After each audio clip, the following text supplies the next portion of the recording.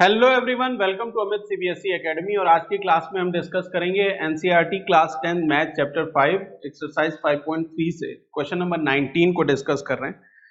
Question number 19 में एक figure given है, इस तरह का कुछ फिगर है। क्या कहते हैं क्वेश्चन नंबर 19 में, 200 logs are stacked in the following manner. इस तरीके से 200 लॉग्स को, 200 लॉग्स मतलब लकड़ी के लॉग्स हैं, ये लकड़ी के टुकड़े हैं लंबे लंबे, उनको उनकी जो टोटल क्वांटिटी है वो 200 है और वो इस तरीके से अरेंज किए हुए हैं, है ना। अरेंजमेंट के बारे में क्या बताया हुआ है कि 20 logs in the bottom row. ये जो रो है यहाँ पे नीचे में कितने लॉग्स हैं? 20 लॉग्स हैं। यहाँ पे जो नंबर ऑफ लॉग्स हैं वो 20 है। इसके ऊपर जो लॉग्स हैं वो 19 है, उसके ऊपर जो लॉग्स हैं वो 18 है। तो अगर ये कहें, आप ये समझे कि ये रो 1 है और ये आपकी रो 2 है और ये रो 3 है, तो रो 1 में, पहली रो में 20 लॉग हैं, फिर रो 2 में 19, रो 3 में 18 और ऐसे कितने लॉग्स अरेंज्ड हैं? 200 लॉग अरेंज है।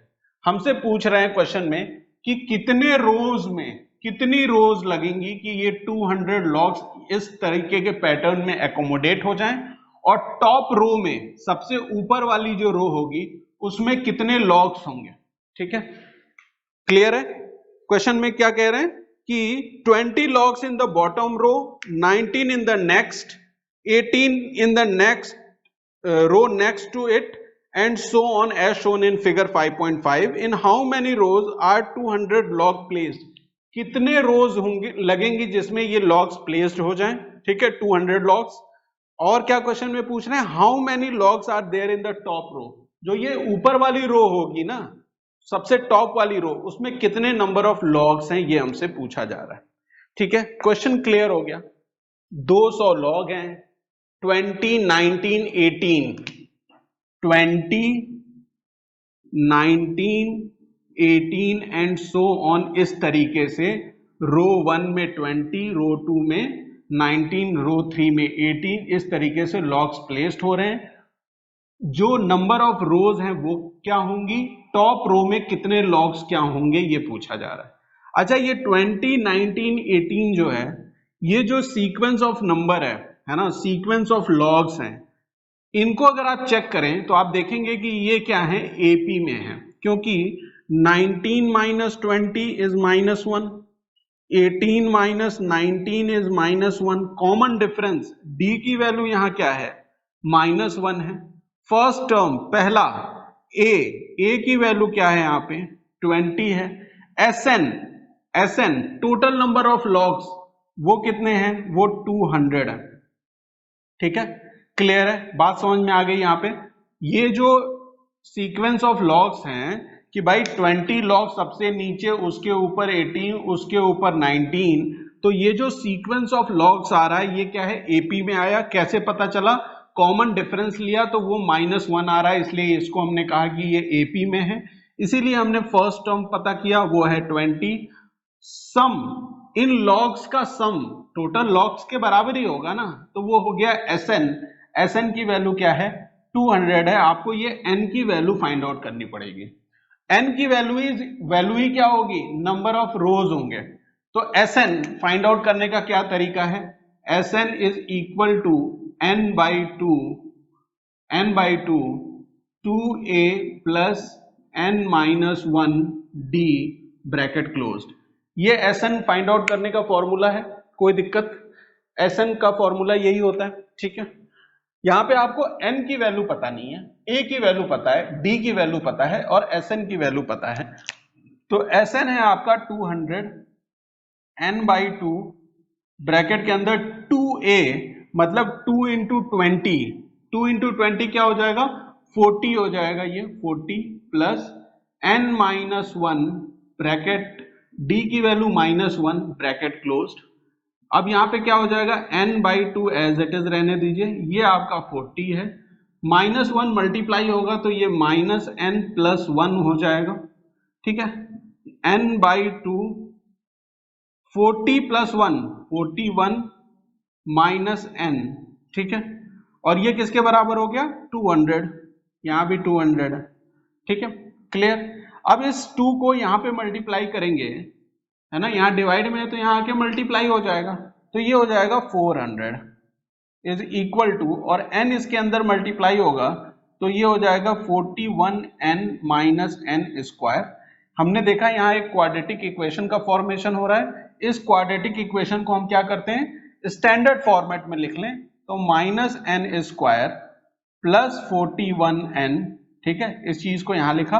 अब ये यहां आएगा तो किस साइन के साथ आ जाएगा, माइनस साइन के साथ, है ना। वैसे आप इसे इस तरीके से लिखते हैं, है ना। अब इस 400 को इधर ले लेंगे तो यहां क्या आ जाएगा, माइनस 400 इज इक्वल टू 0 के बराबर। यहां नेगेटिव साइन है, पूरी इक्वेशन को -1 से मल्टीप्लाई कर दीजिए, तो n square minus 41n plus 400 that is equal to 0। ये आपकी क्वाड्रेटिक इक्वेशन आ गई, ठीक है। इस क्वाड्रेटिक इक्वेशन को सॉल्व कर सकते हैं for the value of n, है ना। n की वैल्यू फाइंड आउट करने के लिए इस क्वाड्रेटिक इक्वेशन को आप सॉल्व कर सकते हैं। देखिए यहाँ पे मिडिल टर्म क्या है, मिडिल टर्म स्प्लिट करेंगे ना, -41 है, ठीक है। इसको आपको स्प्लिट करना है, सम क्या होना चाहिए, जिसे स्प्लिट करते हैं वही सम होता है। प्रोडक्ट क्या होगा,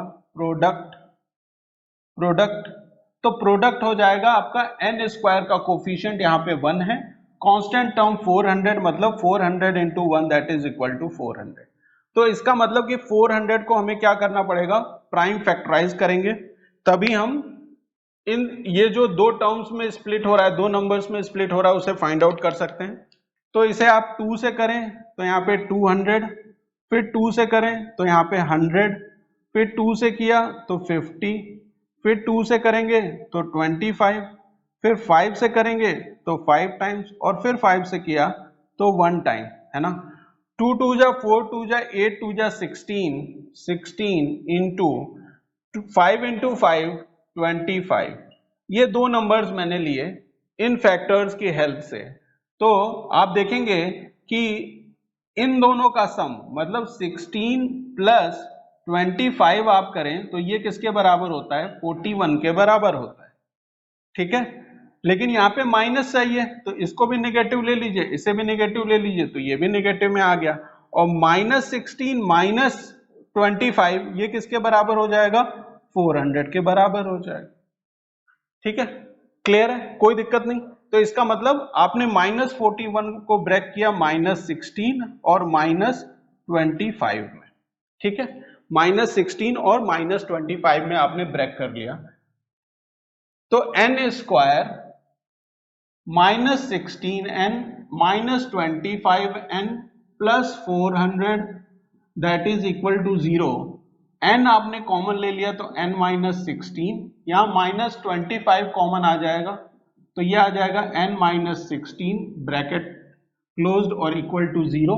n -16 कॉमन आ गया और n -25 दूसरे ब्रैकेट में दैट इज इक्वल टू 0। तो यहां से n की एक वैल्यू 16 आई और n की एक वैल्यू 25 आई। ये दो वैल्यूज आई हैं आपके पास, है ना, दो वैल्यूज आई हैं। अब आप n की कौन सी वैल्यू लेंगे, n है number of rose, number of रोज, ठीक है। n क्या है, नंबर ऑफ रोज हैं, और दो वैल्यू आ गई। अगर कोई वैल्यू नेगेटिव आई होती, है ना, कोई वैल्यू अगर नेगेटिव आई होती तो हम क्या करते, हम उसको निग्लेक्ट कर देते, दूसरी वैल्यू को ले लेते, लेकिन दोनों पॉजिटिव है। अब हमारे लिए कंफ्यूजन है। अब इसके लिए इस n पे बेस्ड हम क्या फाइंड आउट कर लें, nth टर्म को फाइंड आउट कर लें, an फाइंड आउट कर लें। मतलब हम इंटरेस्टेड हैं यहाँ पे a16 और a25 फाइंड आउट करने में, है ना। क्यों ये फाइंड आउट कर रहे हैं, a16 और a25 क्यों फाइंड आउट कर रहे हैं, ये इसलिए फाइंड आउट कर रहे हैं क्योंकि हम डिसाइड करना चाहते हैं कि इन दोनों में से कौन सी वैल्यू हमें लेनी है। तो आप जब n16 फाइंड आउट करेंगे, a16 तो nth टर्म का फॉर्मूला क्या होता है, what is the formula for nth term, तो आप कहेंगे कि फॉर्मूला होता है an is equal to a plus n minus 1 d, यही तो फॉर्मूला होता है।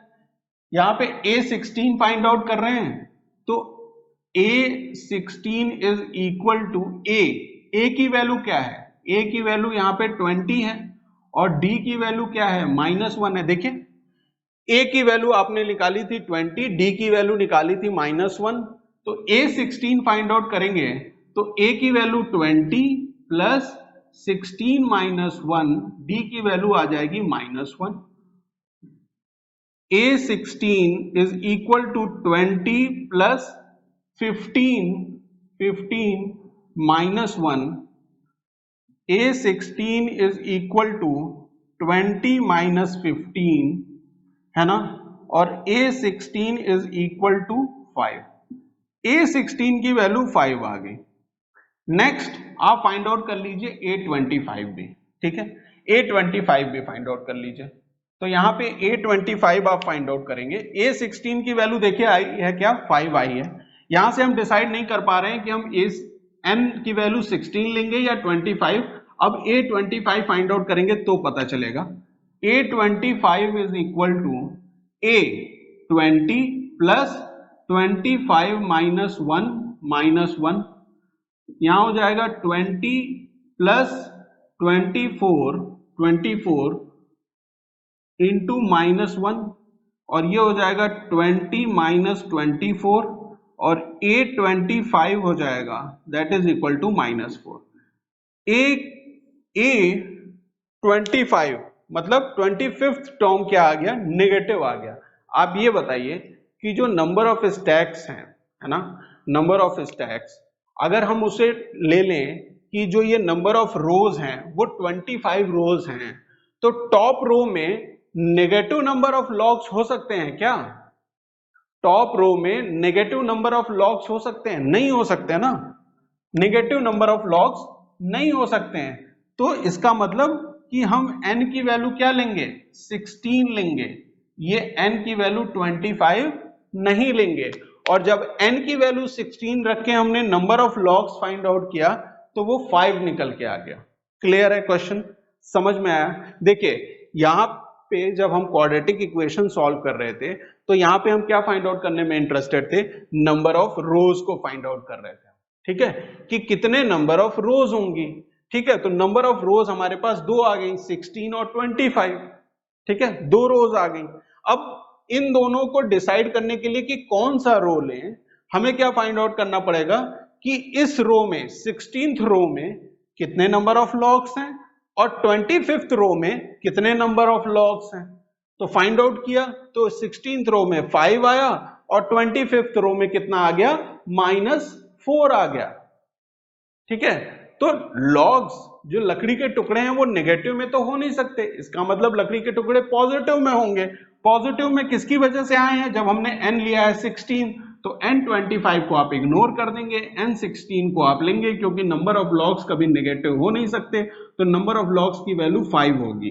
अब देखिए आपने पूरा क्वेश्चन सॉल्व कर लिया है। नंबर ऑफ रोज क्वेश्चन में पूछा हुआ था, मतलब n की वैल्यू क्या है यहाँ पे 16, तो 16 रोज है यहाँ पे। ठीक है, टॉप रो में नंबर ऑफ लॉग पूछा है, तो टॉप रो में कितने लॉग्स हैं, 5 लॉग्स हैं। क्लियर है क्वेश्चन, कहीं पे कोई कंफ्यूजन इस क्वेश्चन में?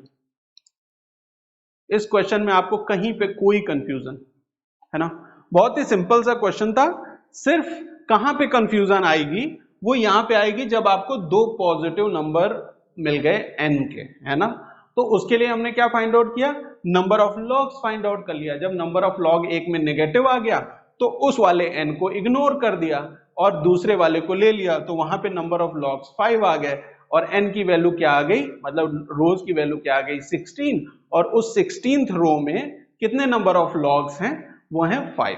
Clear, question number 19। मिलते हैं नेक्स्ट क्लास में। Thank you for watching.